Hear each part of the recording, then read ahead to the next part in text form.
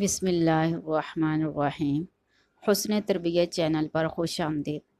بعض لوگ کہتے ہیں کہ بچوں کا کیا، بچے تو روتے ہی ہیں، بھوک لگے گود میں آنا چاہیں، کوئی بات مرضی کے خلاف ہو جائے، اگر کوئی چیز لینا چاہیں رونا شروع کر دیتے ہیں، اس وقت تک روتے رہتے ہیں جب تک ان کا مطالبہ پورا نہ کر دیا جائے۔ بھوک لگتے وقت تو خاص طور پر روتے ہیں، شاید انہیں جبلی طور پر اس بات کا علم ہوتا ہے کہ بن مانگے تو ماں بھی دودھ نہیں دیتی۔ ویسے ہم نے تو یہ بھی دیکھا ہے کہ بن مانگے تو دودھ والا بھی دودھ نہیں دیتا، دینے سے پہلے پوچھ لیتا ہے کہ کتنا چاہیے۔ لوگوں کو بچوں کے بارے میں ایسا نہیں سوچنا چاہیے۔ معصوم بچے ہوتے ہیں، بڑوں کی طرح چالاک نہیں ہوتے کہ دکھلاوے کے لیے رونے لگے، کسی کو اپنا وجود کا احساس دلانے کے لیے رونے لگے، اپنی ہچکولیاں روکنے کے لیے رونے لگے، تاکہ کوئی یاد کرنا چھوڑ دے۔ جیسا کہ غالب کہا کرتے تھے، جب کوئی پوچھ لیتا تھا کہ بھائی کیوں رو رہے ہو، کیوں چیخ رہے ہو، تو فوراً ٹکا سا جواب دیتے تھے کہ کیوں نہ چیخوں کہ یاد کرتے ہو میری آواز گھر نہیں آتی۔ شیر خوار بچے معصوم ہوا کرتے ہیں، بلا ضرورت کبھی نہیں روتے، مکر و فریب سے کام نہیں لیتے۔ عمر کے ابتدائی دنوں میں اکثر بچوں کا رونا ان کا پیدائشی حق ہوتا ہے۔ مثلاً 2 ہفتے کی عمر میں ہر بچہ تقریباً 2 گھنٹے روزانہ روتا ہے۔ 1 ماہ سے 3 ماہ تک کی عمر میں اکثر بچے شام کو تھوڑی دیر ضرور رو لیتے ہیں۔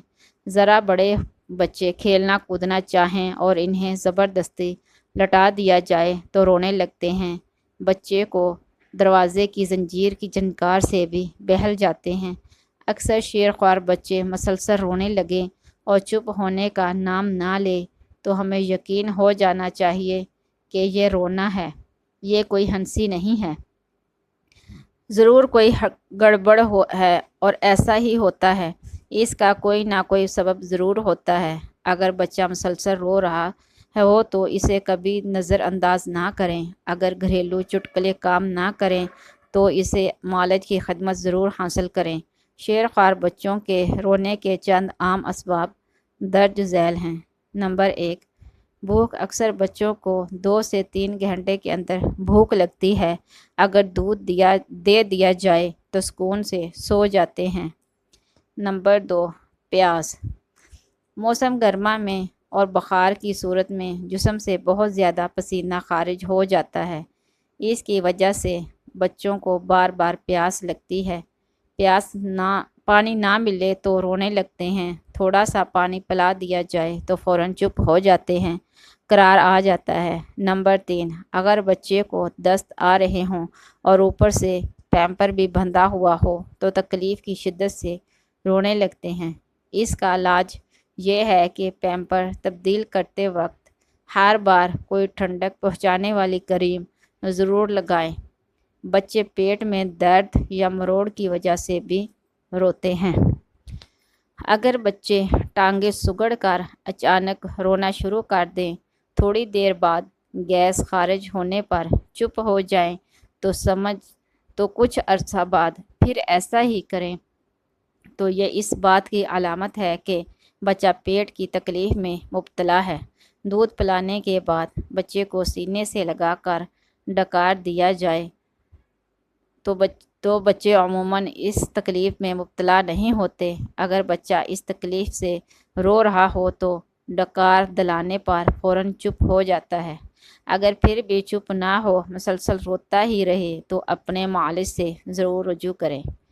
بچہ کمرے میں تنہا سو رہا ہو، اس کی آنکھ کھل جائے، آس پاس کوئی نظر نہ آئے تو بیزار ہو کر رونے لگتا ہے۔ بچے تنہائی سے بہت جلد اکتا جاتے ہیں۔ ایسی صورت میں بچے کو گود میں لے کر بہلانے سے بچہ فوراً چپ ہو جاتا ہے۔ دانت نکل رہے ہوں تو بچہ اس کی وجہ سے بھی روتا ہے، لیکن ایسا نہیں ہوتا۔ اگر بچہ مسلسل رو رہا ہو تو اس کا کوئی اور سبب ہوگا جسے آپ کا معالج بہتر طور پر سمجھ سکتا ہے۔ بچے کی نیند پوری نہ ہو تب بھی رونے لگتا ہے۔ اگر آپ دیکھیں کہ بچے کو کسی وجہ سے سونے کا موقع نہیں مل سکا، اس کے سونے کا وقت گزر گیا، تو اسے فوراً لٹا کر سلانے کی کوشش کریں۔ بچہ فوراً سو جائے تو سمجھ جائیں اسی وجہ سے رو رہا تھا۔ اکثر بچے تو اس وقت روتے ہیں جب انہیں کوئی تکلیف ہوتی ہے، مثلاً بخار ہو، نزلہ ہو، کان میں درد ہو۔ آخری صورت میں بچہ بار بار اپنے متاثرہ کان کو ہاتھ لگاتا ہے۔ اگر بچہ کسی صورت چپ نہ ہو، نہ دودھ پلانے پر، نہ ڈکار دلانے پر، نہ تھپکنے پر، نہ گود میں لینے پر، تو یہ اس بات کی علامت ہے کہ بچے کو کہیں نہ کوئی تکلیف ضرور ہے، جس کی وجہ سے بچہ بے چین ہے۔ ایسی صورت میں گھٹی پلانے، گرائپ واٹر پلانے، پیٹ پر ہینگ ملنے، سینے پر بام ملنے، براؤنڈری کے چند قطرے پلانے یا جھنجھلا کر بچے کو تھپڑ مارنے اور بعد میں خود رونے بیٹھ جانے سے بہتر ہے کہ بچے کو فوراً اپنے معالج کو دکھائیں۔ اگر بچہ دودھ پینا چھوڑ دے تو چہرے سے بیمار لگ رہا ہو، بخار ہو، دست آ رہے ہوں، بچہ بے کل ہو، بے قرار ہو، مسلسل رو رہا ہو، تو ذرا بھی دیر نہ کریں، جلد از جلد اپنے معالج کو دکھائیں یا کسی ماہر امراض سے رجوع کریں۔ گھبرانے یا جھنجھلانے سے کوئی فائدہ نہیں۔